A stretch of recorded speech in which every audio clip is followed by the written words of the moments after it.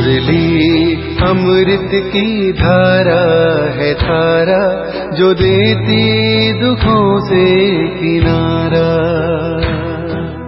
मुरली अमृत की धारा है धारा, जो देती दुखों से किनारा। भूले जीवन में हो जाए शिव बाबा मुरली में समझाए। भूले जीवन में हो जाए शिव बाबा मुरली में समझाए। ओम शांति। आज की तारीख है 12/2/2023 की अव्यक्त मुरली। Revise date 16/12/1993 Madhuban. अव्यक्त बाप दादा। सच्चे स्नेही बर एक बाप द्वारा सर्व संबंधों का साकार में अनुभव करो। आज विश्व स्नेही बाप दादा अपने अति स्नेही और सदा बाप के साथी व सहयोगी आत्माओं को देख रहे हैं। चारों ओर की सर्व ब्राह्मण आत्माएं स्नेही अवश्य हैं।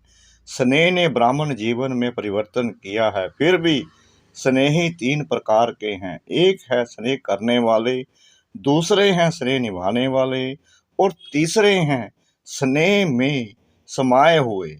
समाना अर्थात समान बनना।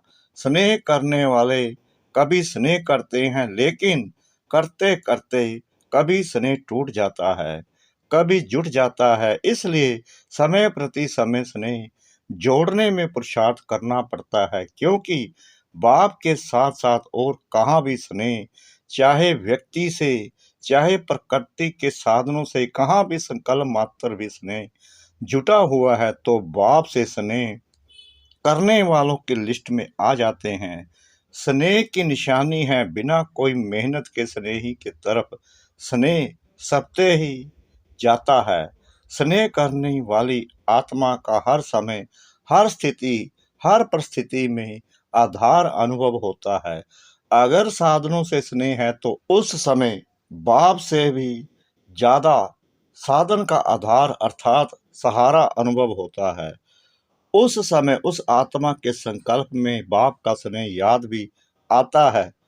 सोचते भी हैं कि बाप का स्नेह श्रेष्ठ है, लेकिन यह साधन व व्यक्ति का आधार भी आवश्यक है। इसलिए दोनों तरफ स्नेह अधूरा हो जाता है और बार बार स्नेह जोड़ना पड़ता है। एक बल, एक भरोसा के बजाय दूसरा भी भरोसा साथ साथ आवश्यक लगता है। इसलिए बाप के स्नेह द्वारा सर्व प्राप्ति का अनुभव हो, उसके बजाय दूसरे सहारे द्वारा अल्पकाल की प्राप्ति अपने तरफ आकर्षित कर लेती है।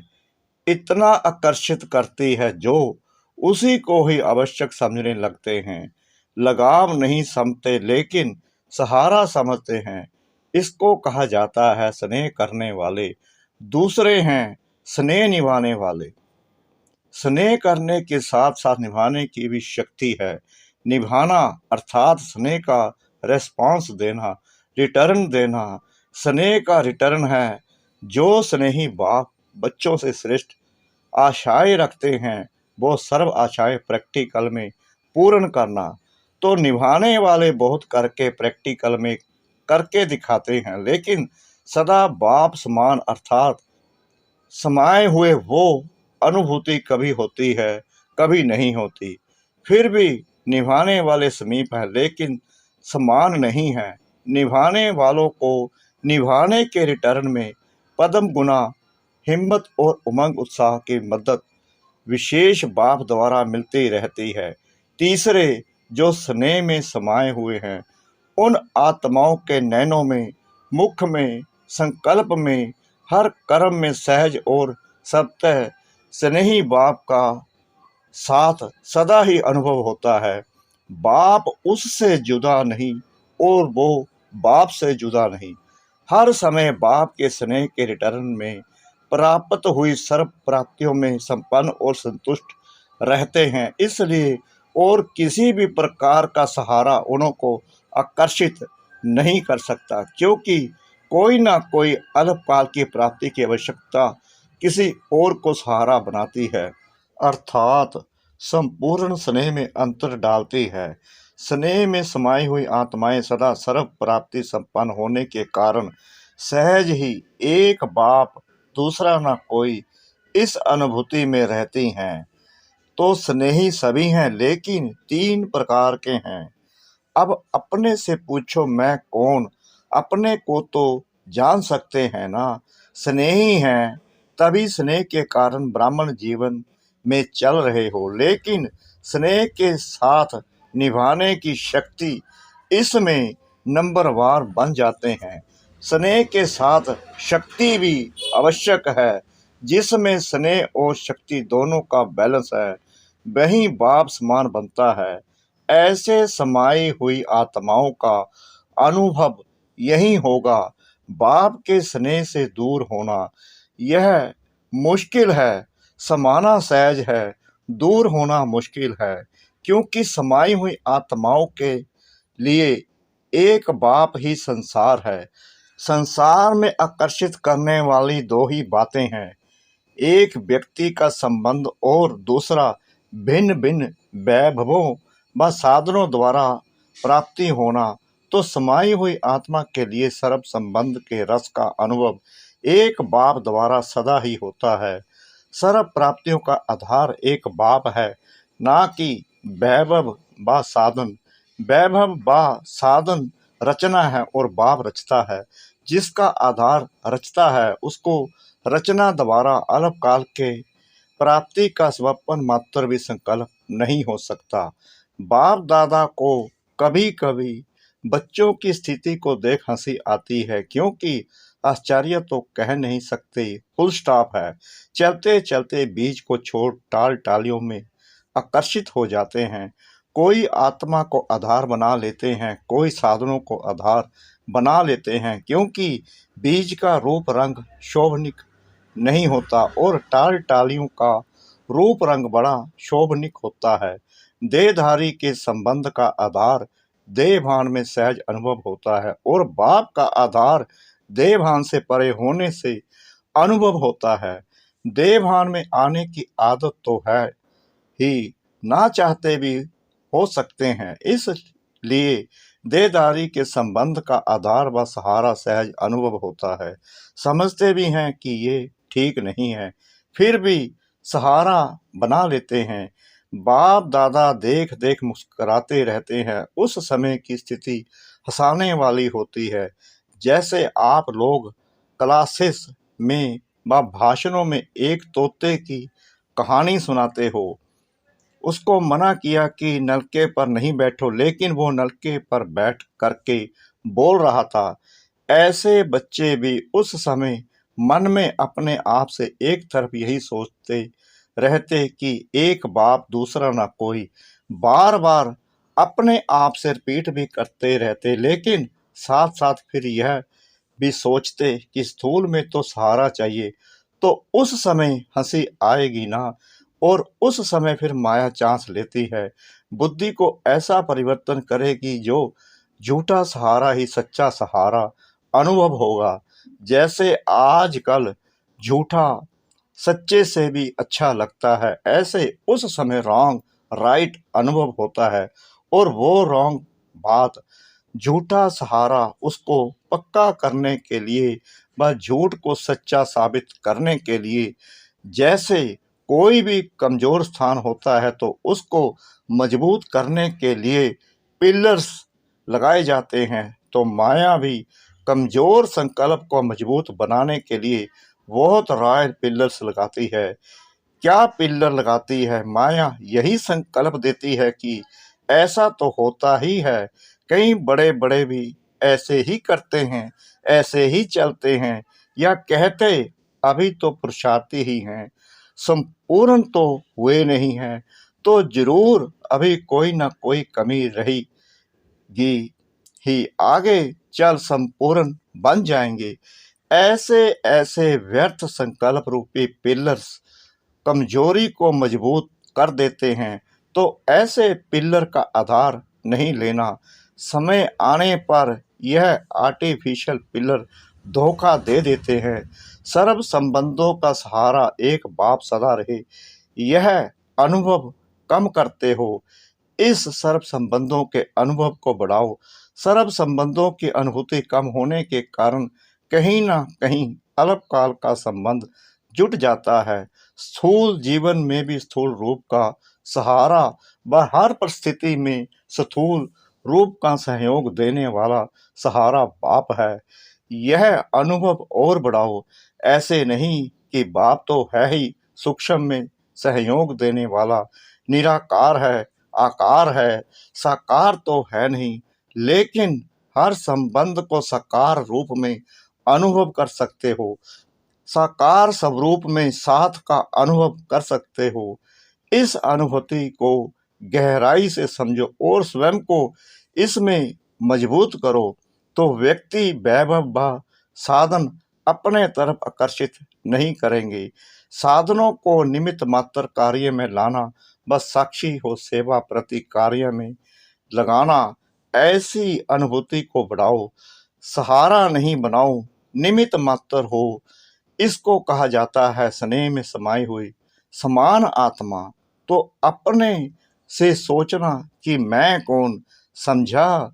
अच्छा, सदा स्नेह में समाये हुए समान आत्माओं को, सदा एक बाप से सर्व संबंध का अनुभव करने वाली आत्माओं को, सदा एक बाप को आधार मूलत सच्चा सहारा अनुभव करने वाली आत्माओं को, सदा सर्व प्राप्ति रचता बाप द्वारा अनुभव करने वाली आत्माओं को, सदा सहज सत्य एक बल एक भरोसा अनुभव करने वाली सच्चे स्नेही आत्माओं को बाप दादा का याद प्यार और नमस्ते। दादियों से मुलाकात। सदा समाये हुए हैं या याद करने की मेहनत करनी पड़ती है। सिवाय एक बाप के और कोई दिखाई नहीं देता। जब कहानियां सुनते हो तो हंसी आती है ना। कहानी जब तक चलती है तब तक समझ में नहीं आती, और जब कहानी समाप्त होती है तो सोचते हैं यह क्या हुआ, मैं थी या और कोई था।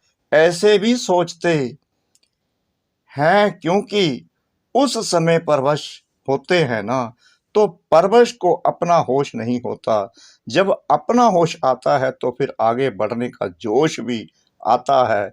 अच्छा संगठन बढ़ता जा रहा है और बढ़ता ही रहेगा, और आप निमित्त आत्माएं यह सब खेल देख हर्षित होते रहते हैं।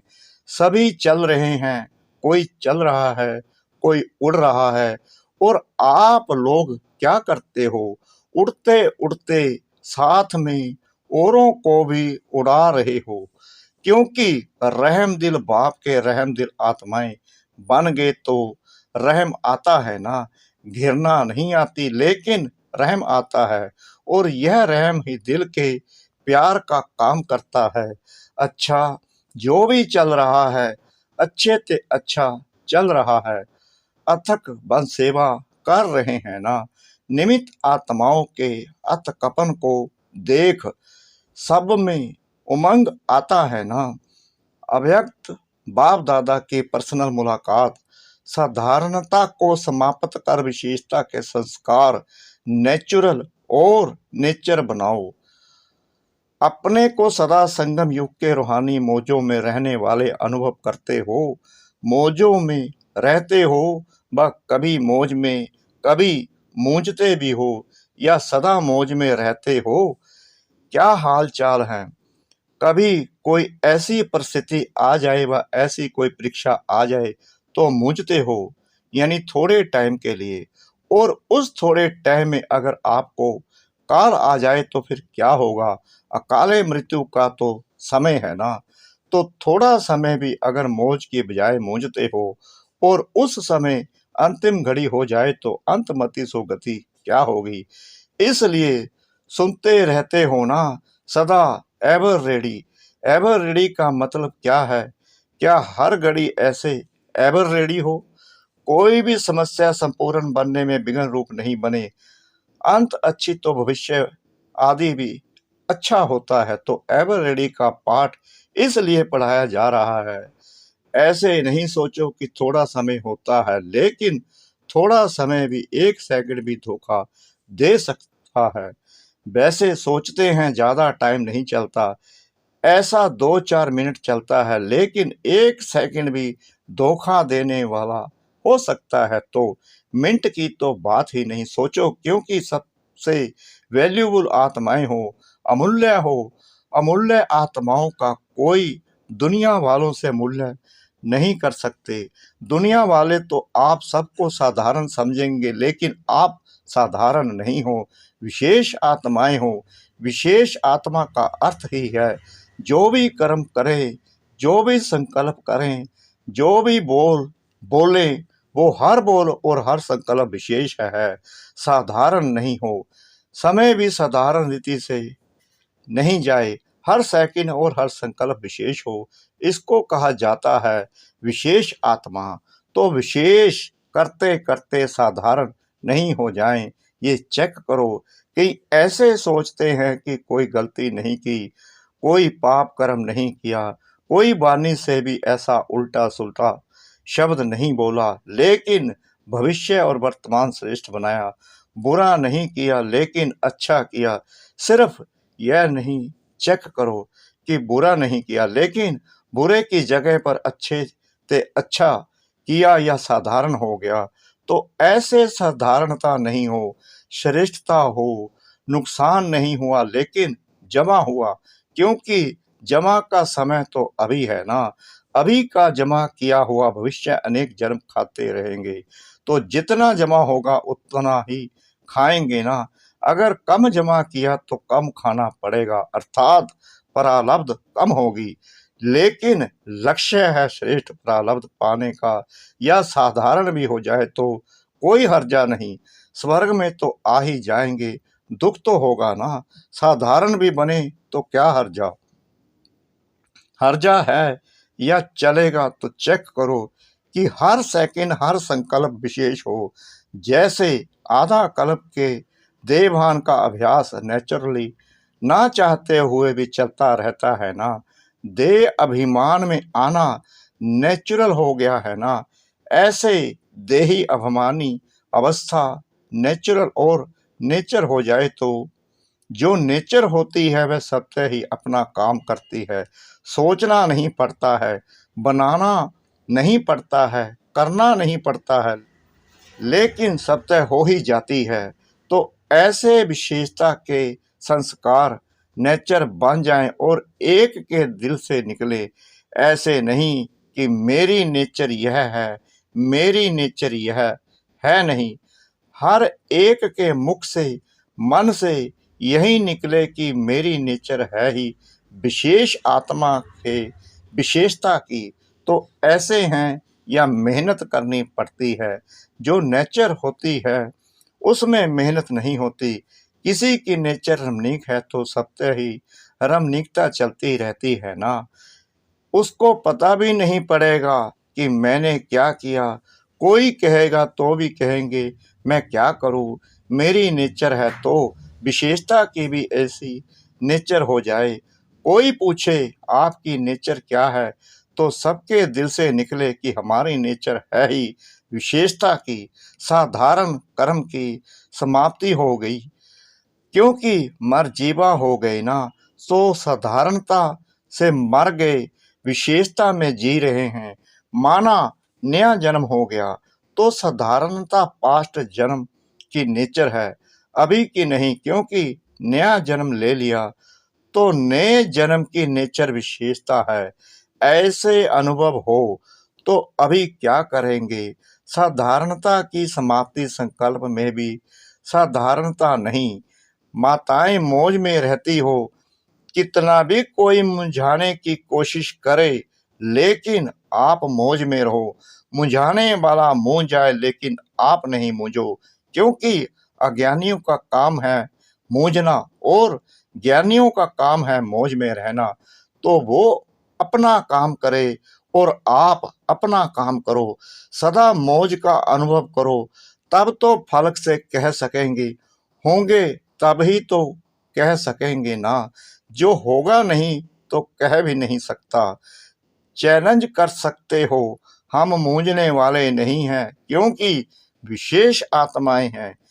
क्या याद रखेंगे?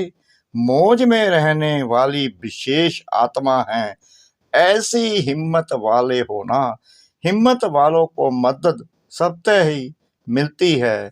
अच्छा, मीठे मीठे सिकला दे बच्चों प्रति मात पिता बाप दादा का याद प्यार और गुड मॉर्निंग। रूहानी बाप की रूहानी बच्चों को नमस्ते। हम रूहानी बच्चों की रूहानी बाप दादा को श्रद्धा भरी प्रेम भरी नमस्ते। शुक्रिया बाबा, शुक्रिया बाबा, शुक्रिया बाबा, इस मीठी मीठी मीठी मुरली के लिए। वरदान, सहज विधि द्वारा विधाता को अपना बनाने वाले सर्व भाग्य के खजानों से भरपूर भव। भाग्य विधाता को अपना बनाने की विधि है, बाप और दादा दोनों के साथ संबंध। कई बच्चे कहते हैं हमारा तो डायरेक्ट निराकार से कनेक्शन है, साकार ने भी तो निराकार से पाया, हम भी उनसे सब कुछ पा लेंगे। लेकिन यह खंडित चाबी है, सिवाय ब्रह्म कुमार कुमारी बनने के भाग्य बन नहीं सकता। साकार के बिना सर्व भाग्य के भंडारे का मालिक बन नहीं सकते, क्योंकि भाग्य विधाता भाग्य बांटते ही हैं ब्रह्मा द्वारा। तो विधि को जान कर सर्व भाग्य के खजानों से भरपूर बनो। स्लोगन, स्वयं से सेवा से सर्व से संतुष्टता का सर्टिफिकेट लो, तब सिद्धि स्वरूप बनेंगे। स्वयं से सेवा से सर्व से संतुष्टता का सर्टिफिकेट लो, तब सिद्धि स्वरूप बनेंगे। ओम शांति।